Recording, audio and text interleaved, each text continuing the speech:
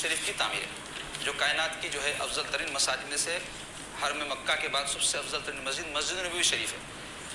وہ مسجد کی جو زمین تھی قبیلہ بنی نجار کے 2 یتیم بچوں کی تھی۔ حضور پاک صلی اللہ علیہ وسلم جب اس کو زمین کو پسند فرمائے تو قبیلہ بنی نجار کے لوگ بولے یا رسول اللہ سعادت ہے ہمارے لیے، آپ یہ زمین قبول فرما لیجئے اور اس پر مسجد تعمیر فرمائے۔ حضور پوچھے نہیں اس کے مالک کون ہیں؟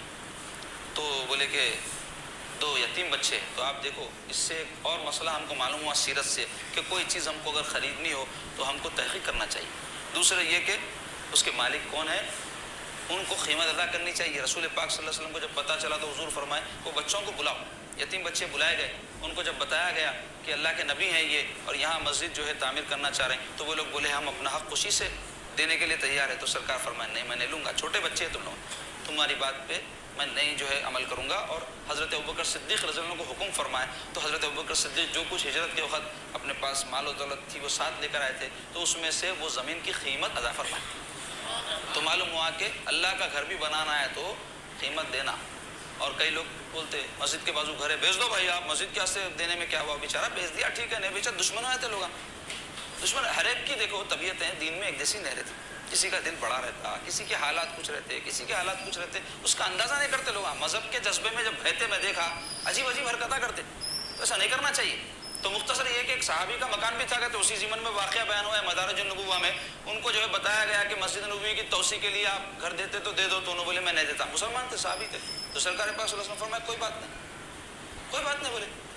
تو مختصر یہ کہ وہ بچے راضی ہو گئے، ان کو قیمت ادا کر دی گئی۔ تو وہ جو زمین ہے اس میں سوکھے کھجور سکھائے جاتے تھے اور اس میں مشرکین کی چند خبریں تھیں اور کچھ جو ہے کھجور کے تنے وغیرہ تھے سوکھ گئے سو جھاڑوں کے، تو حضور فرمائے صفائی کر دو، اور مشرکین کی خبریں توڑ دی گئی اور ٹیلے تھے اس کو ہموار کر دیا گیا اور وہ دغ جلا دیے گئے۔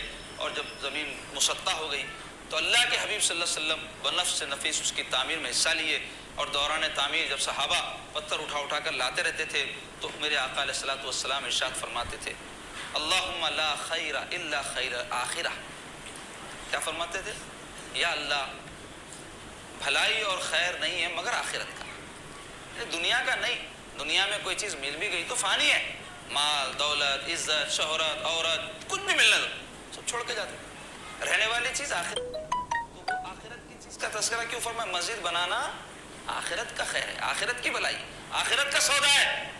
تو فرماتے تھے اللہم لا خیر الا خیر الاخرہ فاغفر الانصار والمہاجرہ، مغفرت فرما انصار کی اور مہاجرین کی۔ میرے آقا ان کے حق میں دعا فرما دی ہے مغفرت کی۔ تو وہ مسجد نبوی کیسا بنائی گئی؟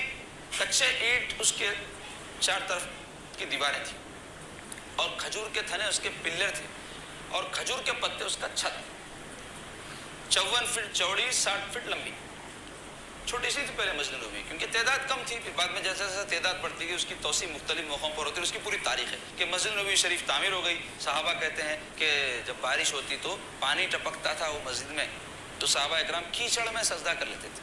پاک اگر کیچڑ رہا تو اس میں حکم ہے کر سکتے، گندا نہیں رہنا۔ تو بتانا چاہ رہا ہوں بالکل وہ مسجد جو ہے سادگی کا عظیم نمونہ تھی۔